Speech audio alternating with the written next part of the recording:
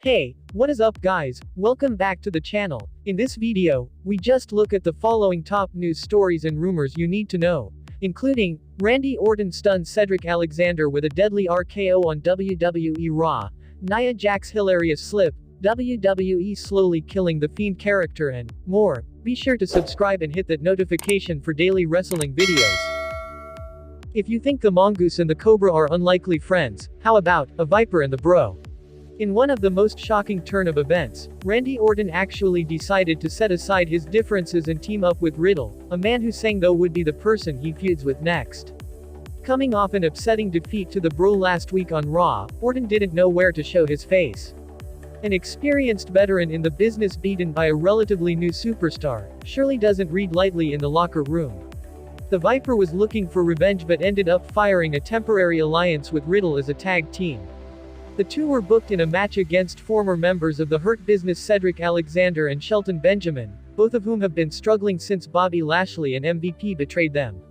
Randy Orton entered the tag team format for the first time in months, and really seemed to pair well with the former United States champion. The two superstars combined agility with experience, and immediately gained the upper hand over their opponents. Cedric Alexander and Shelton Benjamin did gain the advantage at one point, managing to team up against the Bro, but the two could not counter the ferocity of Randy Orton, who was just a class apart from the rest. Riddle and Orton ended up winning the match via pinfall, and handed Alexander and Benjamin yet another loss. However, this could be the start of an interesting new tag team. Although Randy Orton is a man that prefers hunting alone, the energy of Matt Riddle is just what he may need to get back up after a mentally draining feud with The Fiend. It was exciting to see an RKO out of nowhere for the first time in ages, and Cedric Alexander did sell it perfectly. The finisher is known for its adaptability in every situation, and we will have to wait and see what's up those sleeves and if Riddle himself will be the unlucky recipient of the RKO soon. Boom! Nia Jax and Shayna Baszler may be the women's tag team champions, and may also be undisputed in that regard, but this in no way means that luck is on their side. In fact, Nia Jax has been plagued with nothing but bad luck ever since the Raw after WrestleMania. At the grandest stage in Tampa Bay, Florida, Mandy Rose slipped on the ramp while walking down the ring, due to the slippery platform, and fans joked about the moment for days after. Jax also took the opportunity to troll Rose, with whom she is feuding. However, since then she has had her own streak of bad luck, and has been tripping all over the ringside area. On the latest episode of Monday Night Raw, Nia Jax and Shayna Baszler teamed up with Raw Women's Champion Rhea Ripley to take on Asuka, Lana, and Naomi. During the fight, Jax rushed to her partner outside their ring, but did not notice a bucket of chalk outside the ring that had fallen over.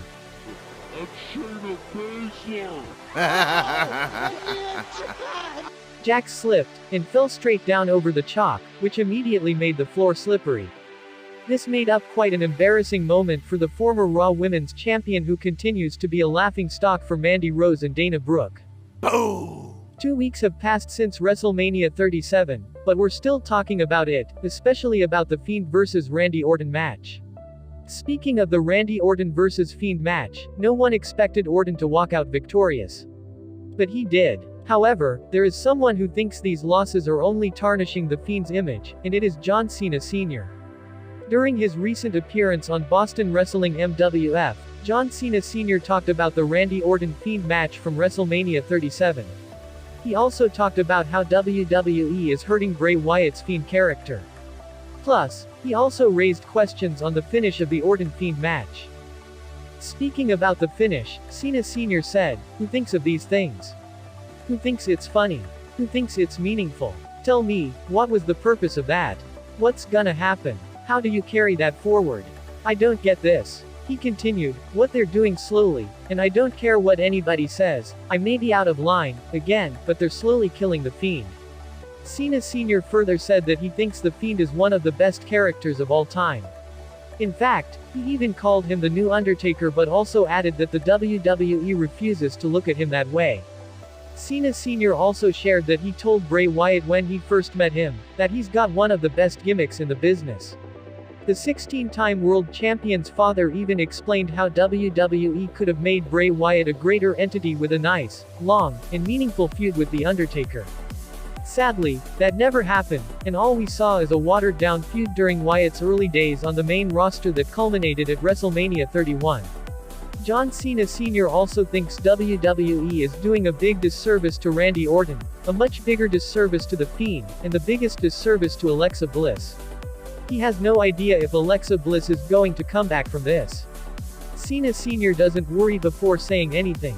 He speaks his mind, and it makes sense most of the times. During the discussion about the Fiend-Orton match from WrestleMania, Cena Sr. expressed his disappointment with the WWE for making the Fiend lose like that. He said, "They are taking Bray Wyatt and making him a complete idiot. Sorry to say it, that young man and that character has so much going for it." John Cena Sr. isn't the first person to say this. Last week, UFC legend Daniel Cormier also talked about the fact that the Fiend shouldn't be losing at all. And we're sure this is what majority of fans across the globe feel as well. The Undertaker would have never been The Undertaker if it wasn't for Mr. McMahon trusting Mark Calloway and keeping faith in the character he was portraying. Bray Wyatt needs just that, and we hope he does get it soon. Boom! Former WWE writer Vince Russo has slammed the tomato segment from WWE Raw, calling it embarrassing. Last night on WWE Raw, we saw Damian Priest, Kofi Kingston, and Xavier Woods come down to the ring with a guitar case full of tomatoes.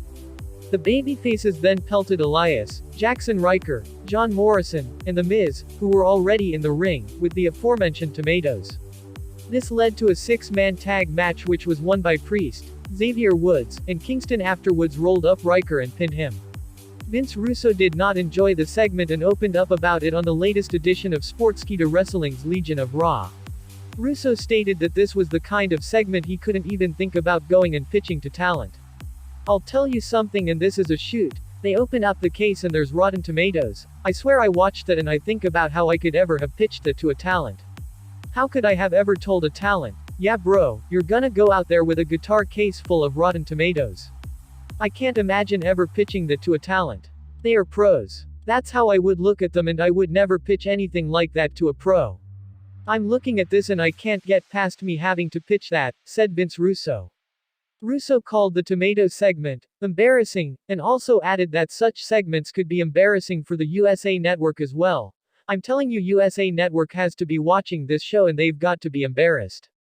They've got to be embarrassed that this is on their network. I'm sorry, it's embarrassing, just embarrassing," said Russo. Personally, I say, thanks for watching. If you like the video, please hit the like button. If you want to see more videos, hit the subscribe button, and if you have something to say, please leave a comment. Oh, let me up with a bright smile on now. Put me in the dark, so won't get lost now. To the moonlight, eyes you